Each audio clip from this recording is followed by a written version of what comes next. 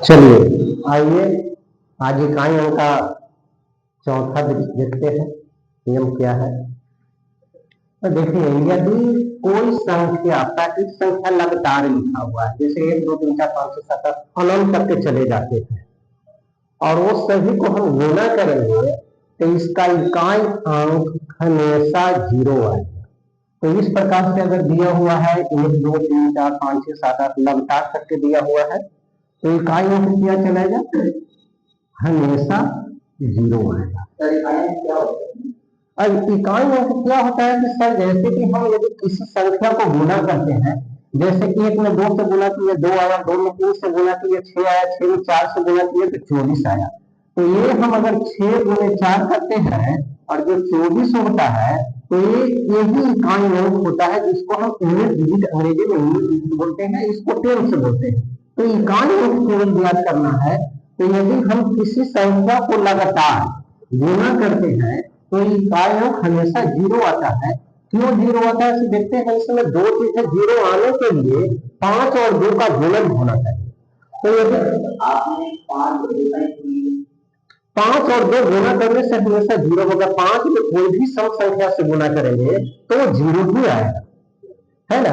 तो इसीलिए ये है। और क्योंकि जब लगातार लिखते हैं तो एक 10 भी चले जाता है। जब 10 का इकाइयों की 0 है तो कोई भी संख्या से गुना करेंगे 0 आएगा।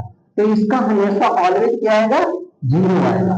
यदि हम ये देखते हैं कोई भी विषम संख्या है तो विषम संख्या है तो जब 0 तब आता है जब 5 को हम कोई सम संख्या या 2 से गुना करते हैं, तभी वो 0 आ पाता है।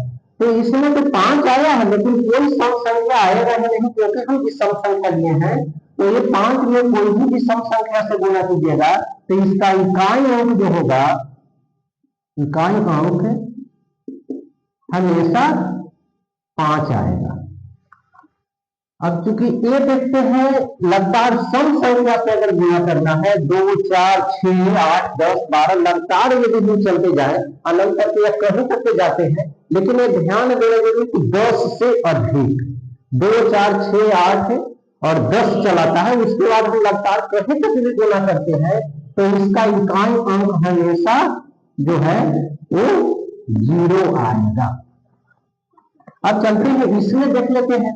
तो इसमें क्या होता है कि जैसे हम 584 लिखते हैं गुणे 328 गुना 547 गुना 613, तो इतना से हमको गुना नहीं करना है, केवल ये इकाई अंक से गुना करना है। तो 8 में 4 से गुना करेंगे 8 से 32, 2 हो गया, 2 में हम 7 से गुना करेंगे 7 दूनी 14, 4 हो गया, और 4 में हम 3 से गुना करेंगे 4 12, 12 का इकाई अंक अगर हमें देखें तो इसका इकाई अंक 2।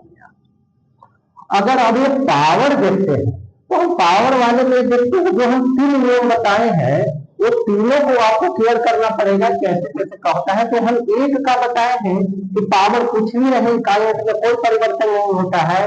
तो यहाँ तो हम गुना करेंगे 1 से, इकाई अंक 1 हो जाएगा, लेकिन इसको हमें निकालना पड़ेगा। तो ये हम देखते हैं कि जब बोले हैं कि 2 इसके अलावे जो भी है 2 3 7 8 रहे तो हम जो पावर है उसको 2 अंक यानी दहाई में 4 से भाग देते हैं। तो इसको हम अगर 4 से भाग देंगे तो इसका जो शेष बचेगा वो 1 बचेगा। पावर का मान ही उसको देकर ज्ञात करेंगे। तो 7 का पावर हम अगर देंगे तो 7 ही होगा, और 7 गुने 1 बराबर 7। अतः इसका भी इकाइयां क्या आएगा, 7 आएगा। अब इसमें ये देखते हैं तो ये तो बड़ा है, और ये दोनों का नियम मालूम है, 7 और 3 का नियम यही है। इसका पावर हम 4 से भाग देंगे और जो भी भागफल आएगा शेष आएगा वो हम पावर का मान लेकर ज्ञात कर लेंगे।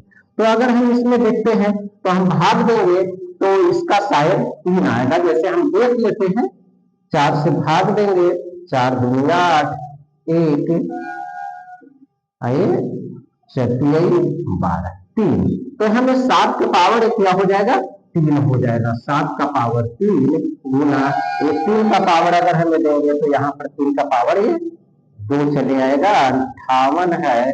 और ये हम 4 से भाग देंगे 1 बच गया और 4 को 16 2, यानी कि इसका जो बचेगा वो पावर 2 होगा। तो हम 3 का पावर 2 देंगे। अब 7 का पावर 3 देंगे तो 7 49 और कितना हो जाए 7 सते 49 और फिर 7 से कीजिएगा तो 9 सते 63, ये 3 हो गया। और इसका अगर हमें देंगे तो गुना करेंगे तो ये कितना चलाएगा 9 चलाएगा, तो ये 9 तिया 27, इसका भी इकाइयों जो होगा वो 7 होगा। हमें गुना करेंगे तो फिर से देख लीजिए, अगर नहीं समझे तो इसमें क्या करना है 4 से भाग देना है। हमें 4 से भाग देंगे तो शेष कितना बचेगा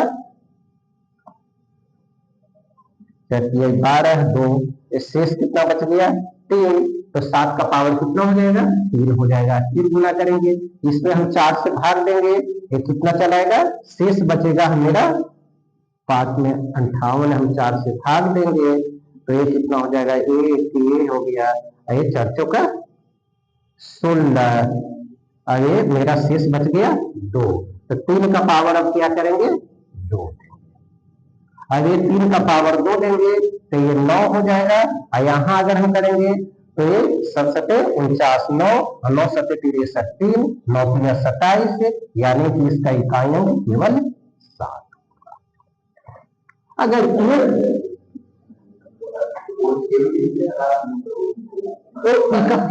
हाँ इकाइयों की केवल पूछ जा रहा है तो इकाइयों की केवल बताया जाएगा। अगर इसके अलावा और भी तरह का देखते हैं कि अगर लगातार गुना हो तो इसमें 2 चीज देखना है। एक सबसे बड़ा जरूरी है कि हम 5 को देखेंगे कि इसमें 5 आता है या नहीं आता है। जैसे हम लिखते हैं 226 के पावर 27 गुने 101 के पावर 28 गुने 230 का पावर 31 गुने 635 के पावर का अगर हम इसको इकाइयों याद करेंगे तो सबसे बड़ा ये हो जाता है कि देखना रहता है कि कहीं पर कोई है या 5 या सम संख्या को लाना है। तो यहाँ पर देख रहे हैं कि इकाइयों 5 है और सम संख्या है। अगर सम संख्या न ही है तो ये 0 है, तो इसको हम इकाइयों गुना कर करके निकाले या न निकाले कोई फर्क न पड़ता है, इसका इकाइयों हमेशा 0 हो जाता है। तो ये याद रखना है कि यदि लगातार गुणज है और उसमें एक का इकाइयों 5 और पावर कुछ भी हो और उसके बाद कोई भी सम संख्या चलाता है और उसका पावर कुछ भी हो, हमेशा उसका गुणज का इकाइयों 0 आएगा। अगर अब थोड़ा सा हमें माइनस वाले देख लेते हैं तो यहां में देखते हैं 299 की पावर 27 गुने 316 के पावर